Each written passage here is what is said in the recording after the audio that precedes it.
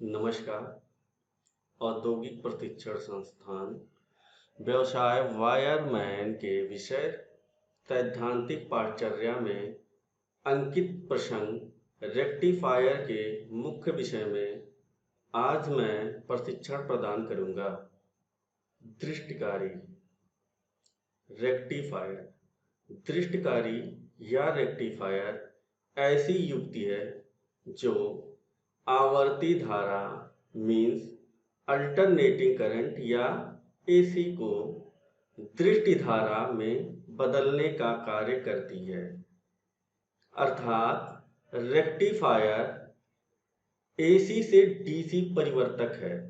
दृष्टिकारी बहुत उपयोगी है क्योंकि आज के बहुत से ऐसे उपकरण हैं जैसे रेडियो, टेलीविज़न, माइक्रोवेव, भट्ठी आदि डीसी से ही चलते हैं, जबकि बाहर से उन्हें एसी ही हम प्रदान करते हैं। दृष्टिकारी बनाने के लिए ठोस अवस्था डायोड जैसे सिलिकॉन डायोड, निर्वात tube diode, mercury arc bulb, selenium diode और एससीआर आदि प्रयोग किए जाते हैं।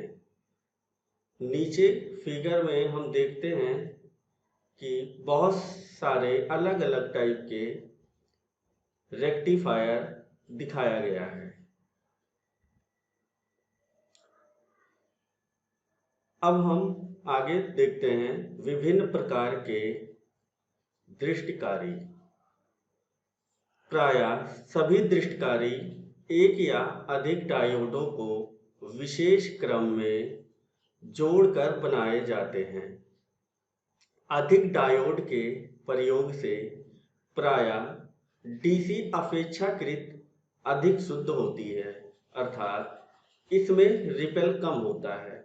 मतलब हम जब रेक्टिफायर को बनाते हैं तो उसके लिए एक या एक से अधिक डायोडों को एक विशेष क्रम में उनको हम जोड़ते हैं और रेक्टिफायर बनाते हैं। दृष्टिकारी निम्नलिखित प्रकार के होते हैं।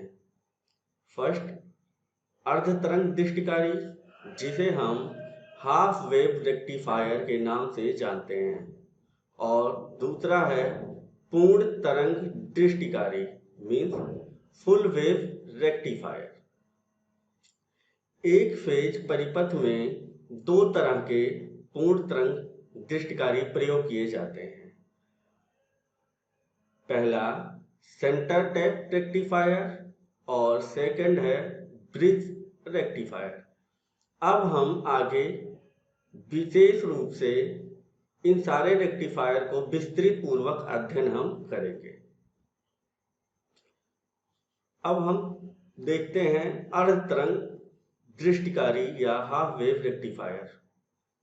इस तरह के दृष्टिकारी में एसी का आधा भाग या तो धनात्मक या ऋणात्मक ही लोड में भेजा जाता है, जबकि आधा हिस्सा लोड में जाने से रोक दिया जाता है।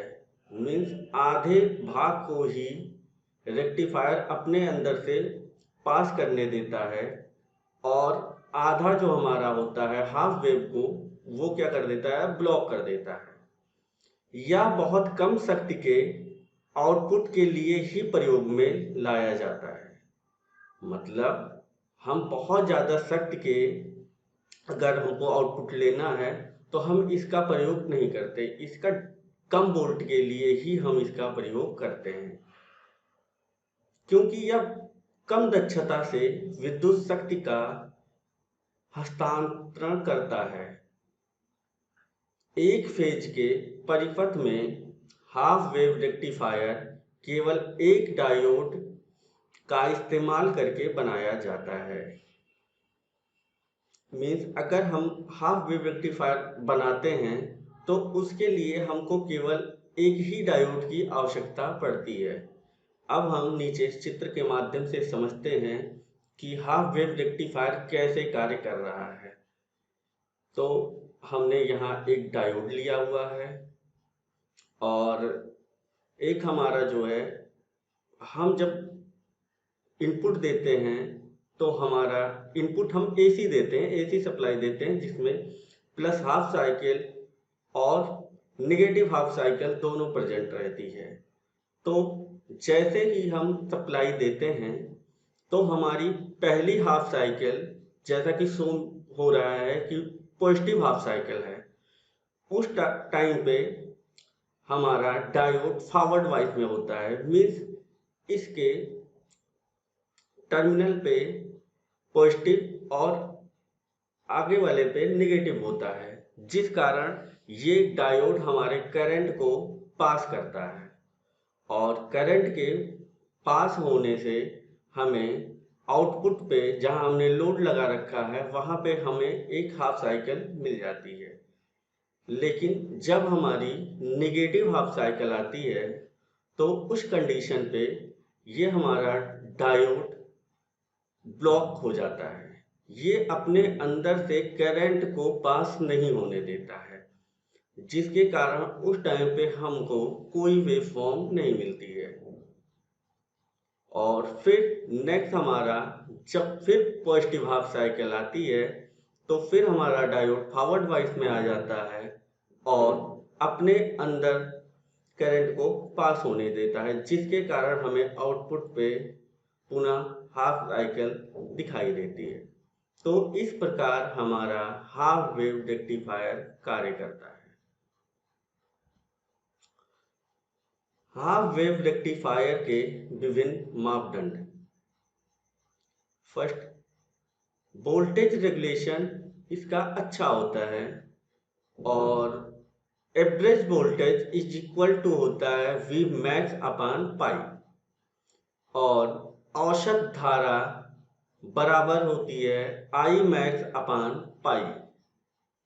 और हम आगे देखते हैं RMS वोल्ट या प्रभावी वोल्टेज भी इसे कहते हैं।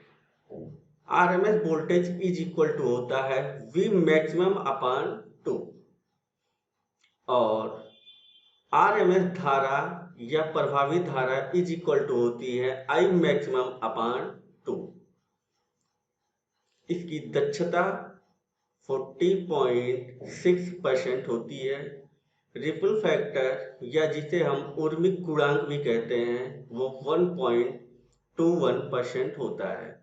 फॉर्म फैक्टर या आकृति गुणांक या रूपक इज इक्वल टू होता है 1.57 के। अब नेक्स्ट हम पढ़ते हैं सेंटर टैप रेक्टिफायर। इसमें ट्रांसफार्मर की प्राथमिक वाइंडिंग पर एसी वोल्टेज दी जाती है और ट्रांसफार्मर की दूसरी वाइंडिंग पर डायोड कनेक्ट होता है। क्योंकि हाफ वेव रेक्टिफायर में एक डायोड सिर्फ हाफ साइकिल को ही रेक्टिफाई कर पाता है तथा दूसरा हाफ साइकिल हमारे दूसरे डायोड के द्वारा रेक्टिफाई होता है। जब डायोड D1 हमारा फॉरवर्ड वाइज में स्थिति में होगा, जब डायोड D1 फॉरवर्ड वाइज स्थिति में होगा तो यह करंट को आगे जाने देगा, और उस समय डायोड D2 रिवर्स वॉइस में स्थित में होता है और वह करंट को आगे नहीं जाने देता। तो इस तरह हाफ साइकिल रेक्टिफाई हो जाती है। और जब डायोड D2 फॉरवर्ड वॉइस में स्थिति में होगा, D2 डायोड जब फॉरवर्ड वॉइस की स्थिति में होगा तो यह करंट को आगे जाने देगा, और उस समय डायोड D1 हमारा रिवर्स वॉइस में होता है और यह करंट को आगे नहीं जाने देता। तो इस तरह दूसरी हाफ साइकिल भी रेक्टिफाई हो जाती है और हम दोनों डायोड के कारण आउटपुट में फुल वेव मिल जाती है, लेकिन इसके द्वारा रेक्टिफाइड आउटपुट शुद्ध नहीं होता है। इसे और शुद्ध करने के लिए डीसी कंपोनेंट का इस्तेमाल किया जाता है। मतलब सेंटर टैप रेक्टिफायर के द्वारा जो हमें आउटपुट प्राप्त हो रहा होता है वो कंप्लीट रूप से, पूर्ण रूप से वो डीसी नहीं रहता है। तो इसमें कुछ ना कुछ इम्प्योरिटी रहती है, कुछ ये पल्सेटिंग रहता है, नेचर का रहता है। तो इसके लिए अभी हम आगे विस्तृत रूप से चर्चा करेंगे। अब आपके सामने ये चित्र आ रहा है, इसके माध्यम से हम समझते हैं कि कैसे ये कार्य कर रहा है। जिस टाइम पे ट्रांसफार्मर के प्राइमरी वाइंडिंग में जब हम सप्लाई देते हैं उस टाइम पे जब हमारी पॉजिटिव हाफ साइकिल होती है तो उस टाइम पे हमारा डायोड D1 जो प्रदर्शित हो रहा है ये हमारा फॉरवर्ड वॉइस में होगा।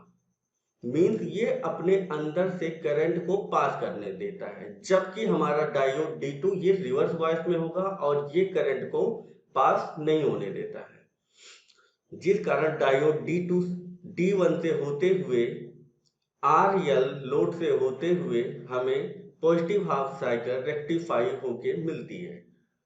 फिर हम देखते हैं नेक्स्ट अगली निगेटिव हाफ साइकिल के लिए। जब हम निगेटिव हाफ साइकिल आती है उस टाइम पे हमारा डायोड D2 जो कि पहले रिवर्स वॉइस में था इस टाइम पे फॉरवर्ड वॉइस में होता है और अपने अंदर से करंट को पास करने देता है, जबकि D1 निगेटिव हाफ साइकिल के लिए रिवर्स वॉइस में है और ये हमारे करंट को पास नहीं होने देता, क्योंकि हम लोग जानते हैं डायोड जो होता है यूनिवर्सल डिवाइस होती है, यूनिडायरेक्शनल डिवाइस रहेगी और ये केवल एक ही डायरेक्शन में काम करती है। तो इस तरीके से पॉजिटिव हाफ साइकिल के लिए D1 और निगेटिव हाफ साइकिल के लिए D2 हमारी फॉरवर्ड वॉइस में होगी और जिस कारण हमें रेक्टिफाई होके वेव मिल जाती है। नेक्स्ट अब हम देखते हैं वोल्टेज रेगुलेशन। इसका अच्छा होता है।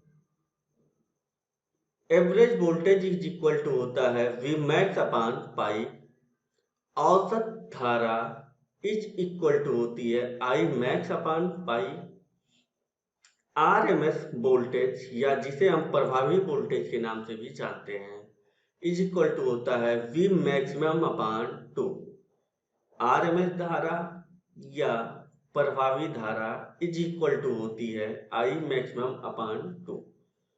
इसकी दक्षता 40.6% होती है, यानी 40.6% होती है।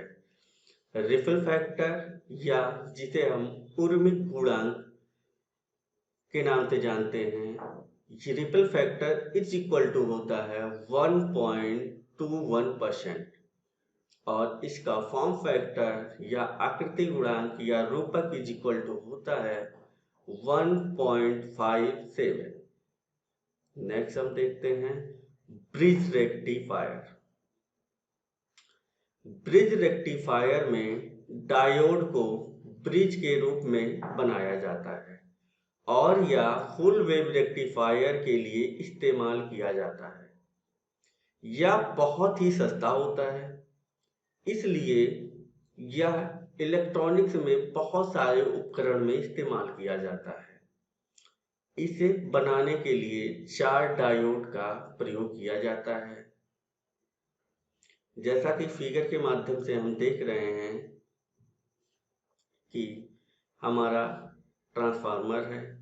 ट्रांसफार्मर के प्राइमरी साइड में हम इनपुट देते हैं, सप्लाई देते हैं, जिसका हमें जो सप्लाई हमारी AC होती है, और सेकेंडरी साइड में हम ब्रिज रेक्टिफायर को जोड़ते हैं और उससे हम लोड को जोड़ देते हैं, जिस कारण हमें वेवफॉर्म मिलता है। अब हम देखते हैं जब हम सप्लाई देते हैं और हमारे ट्रांसफार्मर में जब हमारे पॉजिटिव हाफ साइकिल आती है तो हमारी जब पॉजिटिव हाफ साइकिल आएगी तो उस टाइम पे हमारा डायोड D1 और हमारा डायोड D3, डायोड D1 और डायोड D3, ये दोनों फॉरवर्ड बायस में होते हैं और ये अपने अंदर से करंट को पास होने देते हैं, जबकि डायोड D2 और diode D3 positive half cycle के लिए रिवर्स वॉइस में हैं और ये करंट को ब्लॉक कर देते हैं। तो हम देखते हैं डायोड, हमारी करंट डायोड D1 से लौटते होते हुए डायोड D2 से होते हुए और ट्रांसफार्मर के सेकेंडरी वाइंडिंग के दूसरे सिरे पे पहुंचती है। तो इस प्रकार हमें पॉजिटिव हाफ साइकिल के लिए पहला वेवफॉर्म मिलता है, जो कि हम ऊपर ये 3 वेवफॉर्म दिए गए हैं, जो सबसे ऊपरी वेवफॉर्म है ये हमें प्राप्त होता है। फिर हम बात करते हैं निगेटिव हाफ साइकिल के लिए। तो हम देखते हैं नेगेटिव हाफ साइकिल के लिए हमारा डायोड D2 और डायोड D4 ये हमारे फॉरवर्ड वाइस में होते हैं और diode D1 D3 reverse bias में होते हैं, जिस कारण हमारी जो करंट फ्लो होगी वो डायोड D4 और D2 से होके फ्लो होती है। इस प्रकार हम देखते हैं निगेटिव हाफ साइकिल के लिए सेकेंड नंबर का ऊपर से सेकेंड नंबर की वेवफॉर्म हमें मिलती है। क्योंकि ये रेक्टिफायर है तो ये पॉजिटिव हाफ साइकिल और निगेटिव फिर हाफ साइकिल को ये कन्वर्ट करता है और हमें डीसी आउटपुट प्राप्त होता है। नेक्स्ट हम देखते हैं दृष्टकारी के उपयोग कि ये जो हमारे दृष्टकारी एक अत्यंत उपयोगी विद्युत प्रवर्तक है। इसकी कुछ उपयोग निम्नलिखित हैं। पहला देखते हैं हम डीसी मोटर को चलाने के लिए, डीसी मोटर को स्टार्ट करने के लिए हम दृष्टकारी का उपयोग करते हैं। बैटरी के चार्ज करने के लिए या उसे आवेशित करने के लिए हम दृष्टकारी का उपयोग करते हैं। विद्युत लेपन या अन्य विद्युत रासायनिक प्रक्रियाओं के लिए भी हम दृष्टकारी का उपयोग करते हैं। पीसी, रेडियो, टीवी तथा बहुत सारे इलेक्ट्रॉनिक्स युक्तियों को चलाने के लिए भी हम डीसी की आवश्यकता होती है, जो हमें दृष्टकारी के माध्यम से प्राप्त होती है। निर्वात नलिकाओं में, गैस नलिकाओं में कैथोड किरण नलिका तथा अन्य अनेक युक्तियों में हम इसका उपयोग करते हैं। उच्च वोल्टेज डीसी पारेषण के लिए भी हम दृष्टकारी का उपयोग करते हैं। डीसी त्वरक के लिए उच्च वोल्टता स्रोत बनाने के लिए हम दृष्टकारी का उपयोग करते हैं। शक्ति इलेक्ट्रॉनिक्स में अधिकांश कामों के लिए डीसी लिंक बनाना पड़ता है, जैसे इन्वर्टर में भी हम दृष्टकारी का उपयोग करते हैं। नेक्स्ट हम देखते हैं फिल्टर। किसी रेक्टिफायर के लोड में प्राप्त डीसी आउटपुट में स्थिर धारा के साथ एक पल्सेटिंग करंट भी प्राप्त होता है, जिस रिपल या ऊर्मिक कहते हैं। रेक्टिफायर से प्राप्त आउटपुट वोल्टेज का सही उपयोग के लिए यह आवश्यक है कि इसमें पल्सेटिंग करंट को अलग करके आउटपुट वोल्टेज को बनाया जाए कि जिससे उसमें धारा समय के साथ स्थिर बनी रहे। इस प्रकार आउटपुट वोल्टेज से रिपल को समाप्त करने के लिए प्रयोग किए जाने वाली युक्ति को फिल्टर कहते हैं। मीन्स आउटपुट वोल्टेज में जो हमें रिपल प्राप्त होता है उसको समाप्त करने के लिए हम फिल्टर का उपयोग करते हैं।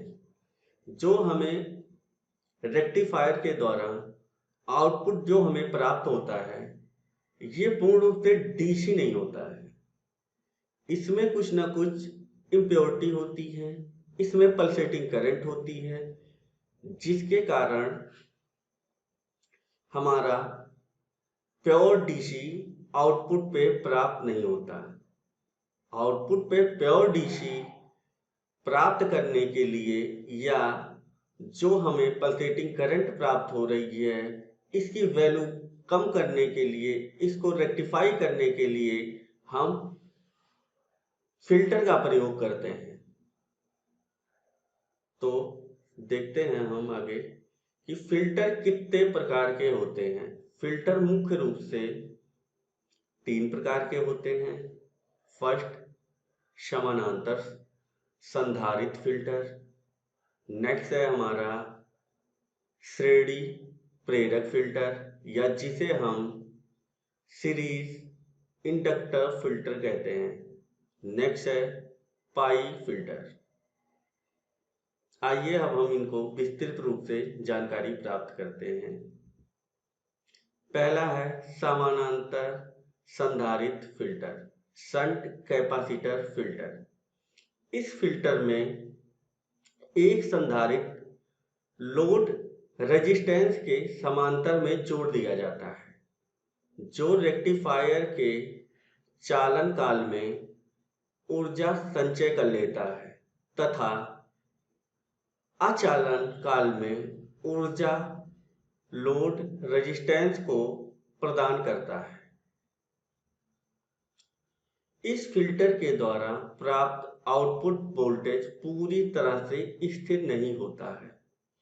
जैसा कि हम फिगर में देख रहे हैं, एक हमने संधारित्र लिया है और जो कि हमारे लोड आर के पैरेलल में समांतर क्रम में लगा हुआ है और इसका जो हमें आउटपुट प्राप्त हो रहा है वो प्योर रूप से कांस्टेंट नहीं है, इम्प्योरिटी है, जिससे हमें पूर्ण रूप से स्थिर वोल्टेज आउटपुट पे प्राप्त नहीं हो रहा है। नेक्स्ट हम देखते हैं श्रेणी प्रेरक फिल्टर, सीरीज इंडक्टर फिल्टर। इस परिपथ में लोड के सीरीज में एक प्रेरक को संयोजित किया जाता है जो फिल्टर का कार्य करता है। प्रेरक फिल्टर का सिद्धांत स्वयं में बहने वाली धारा के विरोध करने पर आधारित होता है। जैसा कि हम चित्र में देख रहे हैं, लोड के सीरीज में एक प्रेरक लगा हुआ है जो कि हमारे आउटपुट को फिल्टर करता है। नेक्स्ट हम देखते हैं पाई फिल्टर। यदि दो संधारित्र के मध्य एक प्रेरक को जोड़कर परिपथ का निर्माण किया जाता है तो उसे पाई फिल्टर कहते हैं। इस परिपथ में पहले एक संधारित्र का प्रयोग किया जाता है जो आउटपुट वोल्टेज को सम करता है। इसके उपरांत प्रेरक संधारित्र युग्म रिपल वोल्टेज को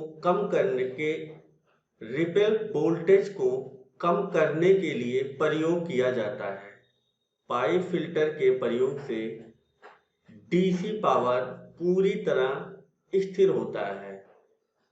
हमने देखा था कि पहले जो हमने फिल्टर देखा वो पूर्ण रूप से स्थिर वोल्टेज आउटपुट पे नहीं प्रदान करते थे, लेकिन ये हमारा जो पाई फिल्टर है इसके प्रयोग करने से डीसी पावर पूरी तरह स्थिर प्राप्त होता है। जैसा कि हम चित्र में देखते हैं।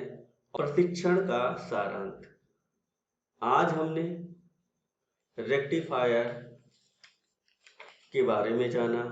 रेक्टिफायर के प्रकार के बारे में जाना, रेक्टिफायर के उपयोग के बारे में जाना और फिल्टर का हमने परिचय देखा। फिल्टर कितने प्रकार के होते हैं और वो क्या कार्य करते हैं, इसको हमने जाना। प्रयुक्त संदर्भ विकिपीडिया, निमी वायरमैन ट्रेड थ्योरी और NSQF लेवल 5, अरिहंत पब्लिकेशन और यशचंद पब्लिकेशन जो RS कुर्मी के द्वारा लिखी गई है। इससे हमने जानकारी प्राप्त की। अगर आपको डिटेल में जाना है तो आप इस माध्यम के द्वारा विस्तृत जानकारी प्राप्त कर सकते हैं।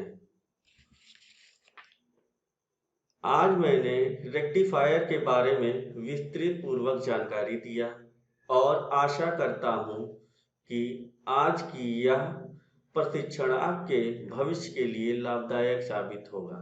धन्यवाद।